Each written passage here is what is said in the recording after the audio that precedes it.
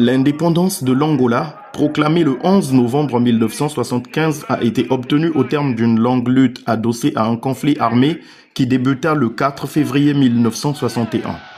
Le MPLA, Mouvement populaire pour la libération de l'Angola, qui obtint cette indépendance, fut soutenu dès 1969 dans son combat par la République populaire du Congo à travers le Parti congolais du travail. C'est au nom de cette longue amitié entre les deux formations politiques des deux pays frères que la diaspora angolaise en République du Congo, par le truchement de la jeunesse du MPLA, a invité la force montante congolaise, bras juvénile du Parti congolais du travail, à disputer une rencontre sportive amicale dans le cadre de la commémoration des 64 ans du début de la guerre de libération d'Angola. Le président de la jeunesse du MPLA au Congo est revenu ici sur les raisons qui ont motivé le choix de la force montante congolaise pour la célébration de ce pan de l'histoire de son pays. Tout d'abord, il faudrait rappeler que l'activité que nous sommes en train de célébrer maintenant, c'est le début des hostilités de la lutte armée contre le colonialisme portugais à l'époque. Donc, le choix de la jeunesse du PCT a été fait parce que, à l'époque, le MPLA avait reçu du soutien multiforme du PCT. Et donc, il y avait nos cadres ici à l'Angola Libre, il y avait nos cadres dans la ville d'Olizy. Et cette lutte, le Congo en général, ou les différentes villes que je venais de citer, avaient apporté un appui décisif pour pouvoir libérer notre pays le 11 novembre 1975. C'est ce qui justifie le choix de la jeunesse du PCT. La rencontre, disputée dans une ambiance bon enfant, s'est soldée par une victoire de la force montante congolaise, dont le premier secrétaire, le camarade Vadim Osdemvuba, a été élu homme du match, ayant inscrit un quadruplé.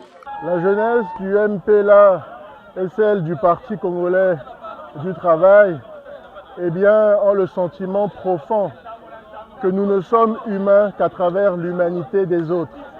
Il y va de la grandeur, de l'unité et du rayonnement de notre Afrique.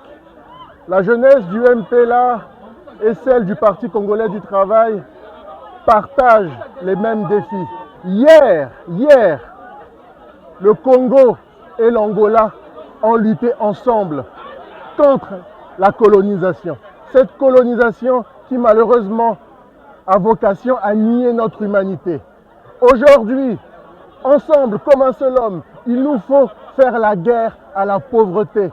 Cette lèpre sociale qui malheureusement déshumanise le capital social de nos deux pays. Et donc je tiens encore une fois à remercier les autorités compétentes angolaises pour avoir organisé cette rencontre qui finalement nous aura permis de célébrer la victoire et l'excellence congolaise. Encore une fois, merci à l'Angola.